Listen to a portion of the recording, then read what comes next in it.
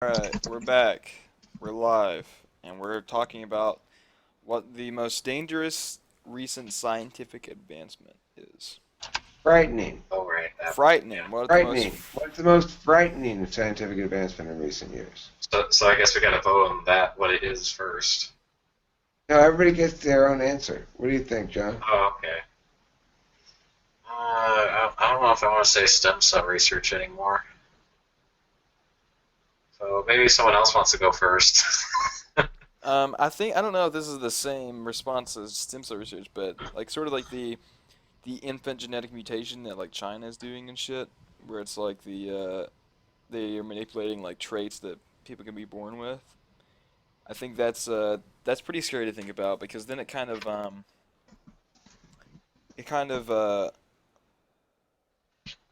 eschews any sort of like metaphysical way of viewing humans, right? Because then if once we establish that we can legitimately define or I guess design an individual and design the type of person they'll be, that kind of like throws out all of the theories that people have some sort of metaphysical essence that makes them unique, you know?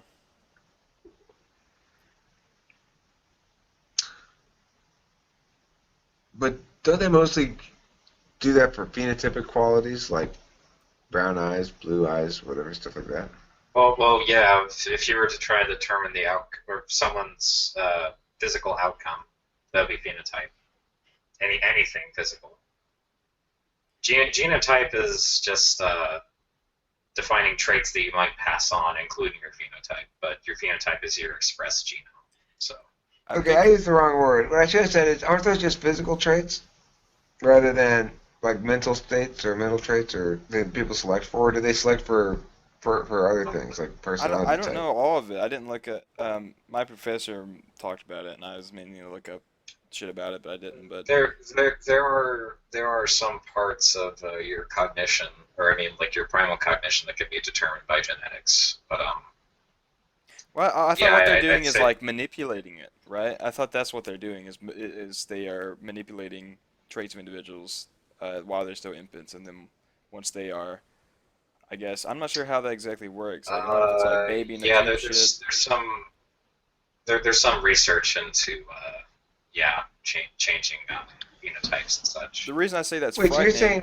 saying when they're infants, like after birth, after they're born, Oh, after they're born, I was thinking of like I don't know if it's or in before or utero? embryos after. or, I or don't know. pre-embryos stages. It might be, yeah, it might be the pre. I don't know exactly how it works, but the reason it's frightening is if we do come to the point an instance where we can manipulate the cognitive faculties and the physical faculties of new humans that are born, what that says ultimately is that people would be defined by their parts, right? They would be. It kind of throws the idea of like we're under the kind of general idea now that every person is sort of, even if we don't logically view people as metaphysical, we view them as metaphysical in the sense that we recognize that everyone's individuals and we're all just kind of like we have these random attributes that we're given and we respect the individuality. Uh, but if you throw away the sort of metaphysical view of it when it comes to when we can just completely manipulate the feature of individuals, it removes that idiosyncratic quality about them and kind of makes them products of a sort of like state almost, you know? Yeah, it's just there's a real way to determine like specific cognitive qualities with phenotype. You can like you can determine certain tendencies like like with certain emotions, like especially like anger and fear and that kind of thing. You can make more people more prone to such emotions, but you can't really change the way that they think or how they're raised beyond that.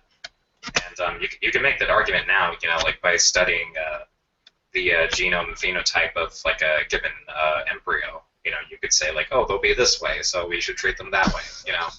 Hmm. So there's no difference if you select the gene specifically.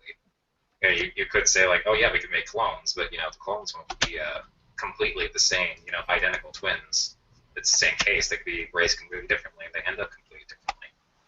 I didn't say I didn't My know. question is, Zachary, can I ask a question of you? Which Yeah. is, do you feel it's important that there be something beyond experience that Yes. distinguish two identical genetic twins from one another as entities? Okay, re-ask your question. Do I feel that it's important to what That now? there be something other than experience to distinguish two identical genetic twins from one another as entities? Something but beyond experience and physical object distinction.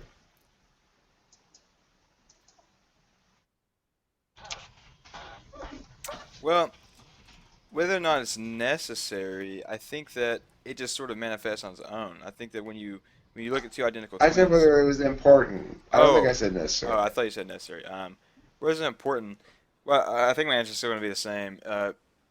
Regardless of whether it's important or not, I think we do it innately. I think when you view, I don't know why we do that, but I think when you view two identical twins, I think we have a tendency to view individuals as more than the sum of their parts, the sum of their experience, and the sum of their physical characteristics. I think we view individuals as moral agents and agents capable of or have a capacity for reason. And I think that's what distinguishes individuals in society. I think that's what that's why my primary fear of like the advancement of if there were if we could reach a point where we could actually manipulate like the cognitive processes of individuals, I think that we would get closer to removing that sort of metaphysical aspect to people that we inherently have.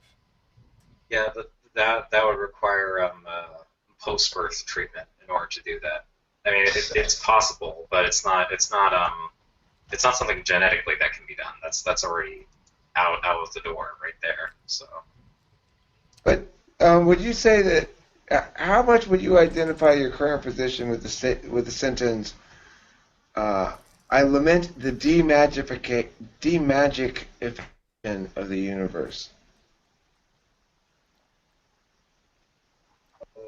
I'd I would say identify I with do that. not identify with that. I don't identify with that. I mean, I certainly do. I lament it, and I Really? think that for example, when somebody says magical thinking now, they think it's derogatory Things like rather than fire and descriptive. Honestly, I think things get more magic. The less magic they get, if you want to call it that. When we create scientific models, usually they don't answer all the questions. In fact, they end up bringing in more. So, I mean, especially with what I do, like Well, I think the magic chart looks like this. If you look at human history, here's a year zero. Okay, you had high magic, and then the magic went along, and then like around 20th century, late 19th century, magic started going down, down, down, down, down, and then late 20th century, early 21st century, magic starts going up again. I think that well, a part of the what I see is like the deterioration of like if I were to identify with that statement, I would look at it in a such that the removal of magical thinking would be the removal of um, individuals attributing greater aspects or meta aspects to themselves as part of like a holistic system, right? So I think that with the demagification of society, people would start valuing themselves and the individuals around them by their experiences or by what they own and the extensions in the external world. So I Okay, think that I would magical thinking would be inherently a meta thought, right? It would be something that exists beyond the physical world, even if it can manifest physical changes within the world. And you have to be careful about the semantics of magic. You don't necessarily mean like throwing fireballs and shit, right? I don't think we're thinking about that, right? I think we distinguish magic as sort of a no, I think of magical thinking as any sort of attribution of cause that's uh, that's supernatural. that's not not necessarily. directly observable. Maybe. I think that Like how early man might have thought fire was the result of some uh, deological being or something. Or like this kind of thought, that the reason there's no taxi around here is because God wants me to walk around and find something. Yeah. That's the good kind of magical thinking. That's the productive kind of magical thinking. I mean, there's ways of thinking about the nature of things philosophically. That's fine. It's just I'm talking about more of like when magic becomes the de facto standard of how someone would think about something. Like what if our understanding of fire had just stopped at like this is God's doing, or it would still be just as hot, and it would still be just as effective as cooking my food. Yeah, but I mean, how utilitarian it would still just the same across, John, what's the most frightening scientific advancement? It's the most frightening.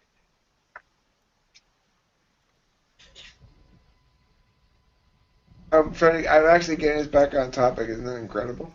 I don't know. A miracle. Magical, one might say. You still haven't thought of it, John? Come on. All right, Robert, what's the most frightening scientific advancement? I don't know. I gotta think about it. You had all that time to think about it. All right, Lorenz Walker, what's the most frightening scientific advancement? I also think it's probably genetics. Genetics. Yeah, advancements in genetics, I think, is probably the scariest scientific thing happening right now. Pretty soon it might be like AI, but currently it's genetics, I would say. Okay, let's see who else is over here in the attendees list. Files, guys, you have any thoughts on this? What's the most frightening scientific advancement in recent years? You asked the question, so you should probably remember what it is.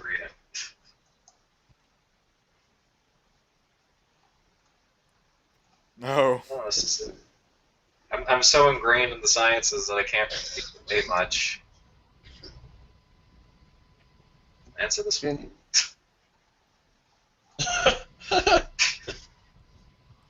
What does it say? I'm trying to get to the bottom of the chat. I'm scrolling. We'll think. Give her a minute. Oh, she wants more time to think too. Everybody wants more time to think. All right. I want to say the internal combustion engine, just because like how scary that's ended up What being. is the? Can you elaborate? That's a on that? good answer. Wait, what is That's that? a good answer. I mean, I don't like forego the conveniences it's afforded me, and plenty of other people, but like sort of the amount of infrastructure and sacrifices we had to make in order to keep it going is sort of Wait, what is it? thing to think about. The internal combustion engine, What is that? gas engines. Oh, that makes sense. Yeah, that we have to build oil pipelines, and we have trucks and planes running on them. We have to make large environmental sacrifices in order to keep these things going. Okay, let's deviate just 1 second from the scientific advances topic. In regards to environmental regulations, what are you guys' opinion on fracking? Get rid of it. We don't need it. Why don't we need it? I think it's bad. I don't like it. What are the what are the pros and cons? Can we get the pros and cons so I can kind of look at it objectively? All right. Well, if you want to go for the pros, it's our most abundant energy resource in North America. It'll provide plenty of gas for years to come. It might be something that we need in the future, and it keeps energy capital here in our country. So we don't have to depend on other fuel sources from outside sources. I see.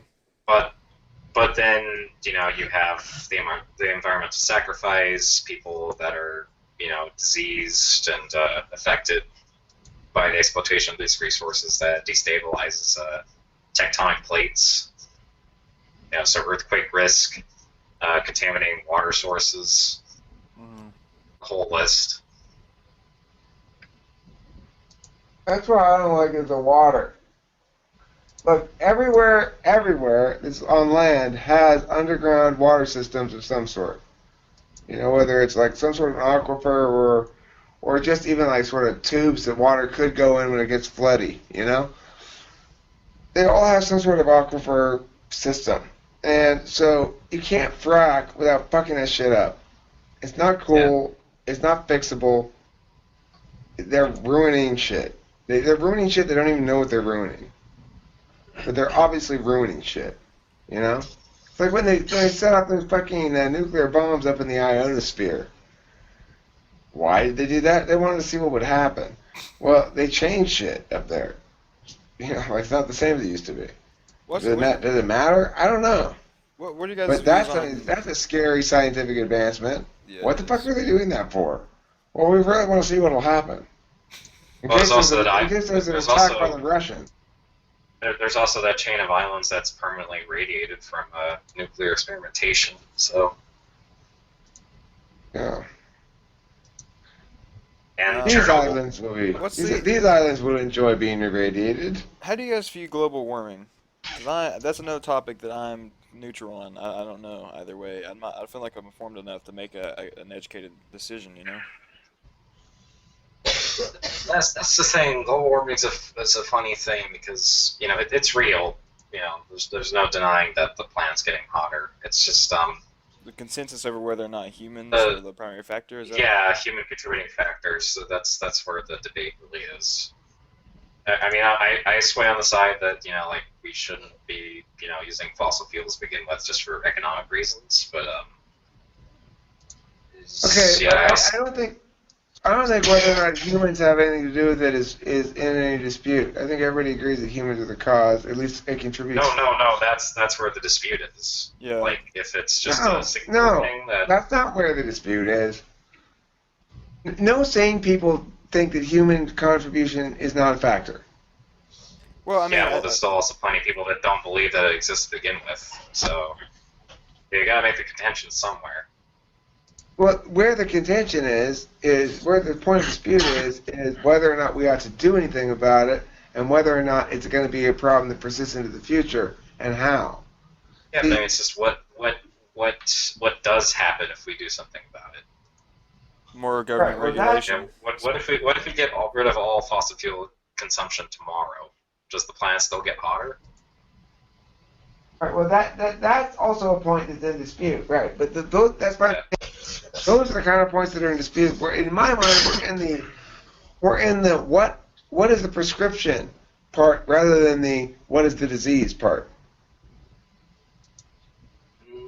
Well, yeah, we should be in the mindset of finding solutions. It's just it's important to know where the problem comes from to begin with. That's what I'm trying to say. I'm interested to know, like Eric.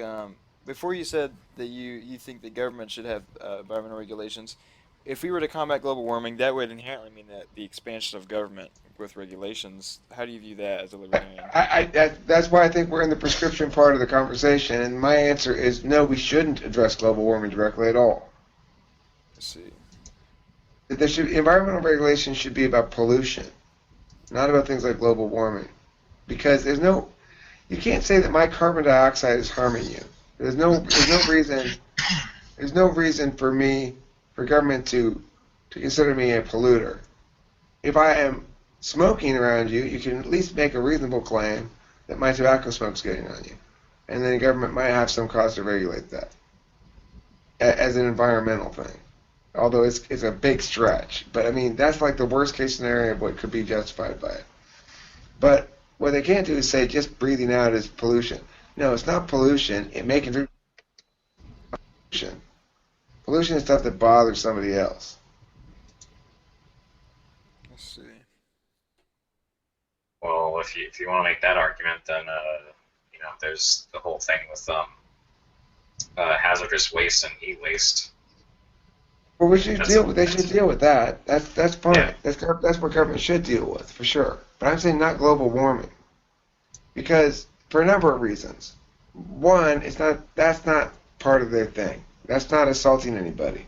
right? That's what pollution. That's a And justification for dealing with the environment. you also have to consider that while we're not going to say that global warming is the thing that's killing you. You can say that the critical mass of carbon dioxide in the atmosphere is definitely causing ocean acidification. That's something that's been studied. Okay, I agree. I'm not saying that there aren't big global harms, and that I'm not saying that you can't make the argument to justify government extending into those areas. I'm saying it's bad to make that argument because you're extending beyond the rules. And whenever you do that, you collapse the rules, and you end up with what we got now, this unconstrained monster. We can't allow that sort of interpretive flexibility with things that are clear-cut. However, I will say this, that in my mind, it would be pointless anyway. You are not trying to solve the problem of, oh, some people are putting out too much CO2. You're trying to solve the problem of, oh, human existence is becoming too successful and there's some side effects. So how do you address that problem? That's where it sort of turns around, though, because our success depends on the ocean being right, alive. But so then now we're in the, what do you do about the situation? You can't put that genie back in the bottle. Like you were asking the question, well, what happens if you get rid of all the carbon dioxide? It's not going to make the Earth go cold. There are ample other possible solutions that have been floated out there, none of which seem to embrace the imagination. But I would point out that there are solutions that could be done that would have some effect. Like we could try carbon sequestration, both naturally and mechanically. Right. Now you might argue, well, it's going to take a federal government or something like that to do that. Okay, fine, but it doesn't require us to regulate individuals in any way. It actually doesn't require. It doesn't require much. It requires about every 1 in 2 people to plant a tree. Oh yeah, well we could do that too. But then you have water issues, and you got water issues. So I mean, well, then we do mechanical sequestration. We build machines to do the sequestration. Okay, fine. So then that's going to use more carbon to make the machines run too. But that's fine too. If they sequester more than they use, that's fine. But what I'm going to suggest is the following: that we need to start looking at it in terms of a inevitable black swan. That this problem is binary. We either fix it or we don't. They're trying to put band-aids on this shit with like, well, let's restrict the amount of carbon dioxide people can put out, and yada yada yada, is insane. Completely insane. Probably either get solved or it won't. Humanity always comes through and solves this shit heretofore. We will. We'll solve it. You just gotta wait. I'm gonna figure it out. I like this idea that our Scandinavian friend puts forward. Super EMP. That's scary, yeah. Well, I would be so explain bored. it to me. How would that? I mean, it would shut down all the. Okay, that's a terrible idea. You want to shut down all the electronic devices to save carbon dioxide? No, not. No. That there exists some weapon that can just make all electronics go poof. Right. I'm saying that's a terrible idea to make the electronics go away to make the carbon go out less. Oh, that's not the idea. That's No, not, that's not that's the not what they're idea. arguing. They're just No, they're answering your question from earlier. Oh, Yeah, okay, she just my bad. suggested that it's scary that there is a weapon that can do this. Yeah. Oh, right. Hmm. That can erase our electronic Yeah, history. that's scary. Yeah. That's true. That is scary. It is, yeah. Yeah, I mean, it doesn't even have to be weaponized. It could just be a really bad solar flare. How would I talk to other you know? NTs? Where would I find them? Well, that's There's why my I social have. networks. No. That's why I have built this electromagnetic shield around my laptop. Yeah. Yeah, but I don't think that'll save you from the sun. It's a really strong shield. It's +9. I don't know. I don't know about that one. All right. What was the thing we were saying about? We were talking about dangerous scientific advancements, and we got on environmental stuff. Oh yeah, the environmental stuff. We'll solve it. No problem. Someone will come up with a solution. John will be one day. He'll be walking outside and he'll be like, "This pine cone.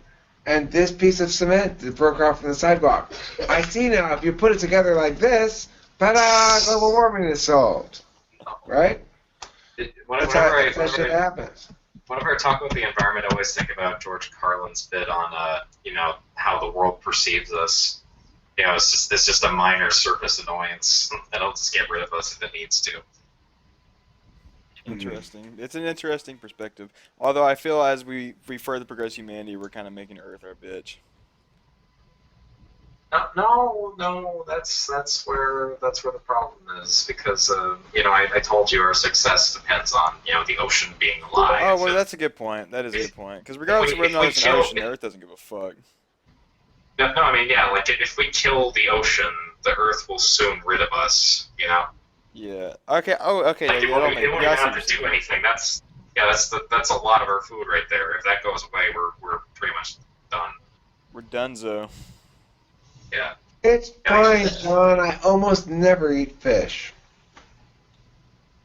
Well, you can't say that for everybody that lives on an island. They don't have that much agriculture or land animals. They got plenty of salt. You get the salt from the ocean still. They can Let them subsist eat on salt. What are we having for dinner again, Mom? Salt again, huh? I mean, you also have to take into account that the majority of photosynthetic life is in the ocean. So if that goes away, that's like our main energy source just gone. Well, honey, ever since all the life in the ocean died, all we can get from our nets is salt. Pretty much. Yeah. It'll be salt and jellyfish. I hope you like jellyfish. The blood pressure will be so high. Jellyfish. Salted jellyfish diet again? All salted jellyfish all the time. That'll be the newest craze. It's seriously what some ecologists have said. Like the guy who can somehow make jellyfish appetizing will be rich beyond imagination in the future. They're So not that's a good field appetizing? to major in. I see. They can't just eat them straight. That doesn't work. Jellyfish appetizationalism? Is that the field? Jellyfish appetizationalism? Yeah, it's a new science. It's in the works. I appetitionalize jellyfish. What does it mean to appetitionalize something? It means to make it more appetizing. Sounds like a microaggression when you put it that way. Sounds like Justice. On top of the famous people. appetitionalize. I just said the guy who can make it more appetizing. Be very rich. Appetizationalize. This is like Make edible. somewhat Make relevant. edible. On some vector, this is relevant, but the last time I went on vacation to the ocean, I had like serious cramps because I would refuse to put my feet down on the ocean floor the entire time because I didn't want to get like bit by a crab or stung by a jellyfish. And so the whole time I just like floated basically for like hours on end, and I was so sore. You were concerned that they had appetitionalized you. Ah. I'm going to try to use it regularly so that other people ask me what it means. I'm going to try to use it really in a very regular casual conversation. No, but I mean, it's just something to think about because I'm not like I don't have like the book to pull out or anything, but there is a good majority of our energy that comes from photosynthetic life in the ocean. Not your food specifically, but the food for something else that lives on land that you might eat. So. Even cows. Well, not cows directly, but some of that nutrients from the food that they do eat might have come from the ocean originally. So, there's something to be said there. The ocean creeps me out. That's the only There's true like feel. There's an energy cycle that goes to the ocean. That's a very big part of the energy pool that we take from with our food. The deep But dark we're ocean creeps me out. It creeps me out really bad. It makes me cringe thinking about it. If somebody gives you a plate of liver, you might say, this would be a good way to introduce the term and make it normalized, right? You go, I normally don't like liver, but you've really done a great job of appetitionalizing it. and then just go on with your regular conversation. Anyway, yeah, I was talking to John at the office and blah, blah, blah, blah. And then, like, hopefully they won't even say anything. They won't say anything, just drift it. Say it a couple more times in multiple different groups. Like, find your core groups. And then finally somebody will ask you what it means. Go, oh, yeah, it means to make something appetizing. You should look it up. And they won't look it up because you'll sound so casual about it. And then you will have created a new word, appetizationalize, which can go along with my other new word, delineate. Would this be considered time magic doing that? And quadruple. Yes, this would. This be considered time magic of little consequence or importance. This be considered time magic fucking around, I guess. You know. Have you ever said... John? Go on. You go, Zach. I was just gonna say, have you ever like said a word in conversation and then later on looked it up and it turned out not to be true, not to be a word? What you thought it was? I used the word intricalities once, referring to like intricity, of things, and it turned out not to be an actual word, which really surprised me because it sounds like it could totally be a word, intricalities. And intricalities. It sounds make it like. one. And when I googled the word, one of the results was a forum post asking why it wasn't a word or something along those lines. A radio host I think a radio host like said it, and they were like, "Is that a word?" Interesting. Because it's intricacies, you know. Yeah, that's the lot actual. of those- Yeah, that's why I should have used, but like for some reason, intricalities popped in my head. I don't know. Well, I looked up turgid. I thought, is that really a word? I said it. It's a similar sort of thing. I said it thinking it meant like the same thing as languid or something. But it is a word, but it didn't mean what I thought it meant at all. It means overly wordy and dense and verbose. Well, all we've established here, Eric, is that we are on the fucking brim of linguistic advancement in our society. That's all that we've established here. Well, we've established two new words. Or we've reestablished the new word as a great new word, delineate. It means to simultaneously delineate and iterate something. And we've also established Appetization. appetization, which is the art of making something more appetizing. So, if you really want to delineate the issue of appetization, then you need to both delineate it and iterate it. Tandy joined. Tandy, you can hop in whenever, man. I'm not sure if you're in here just to like listen to us talk about random shit or if you want to participate. Like, you can join at any time. How long have we been recording this video, actually? I think we got on topic again. We were more on topic that time a little bit. Yeah, we tried. That's all we tried. We got that going for us. I'm gonna get out of the way for an episode or two here, so I'm going to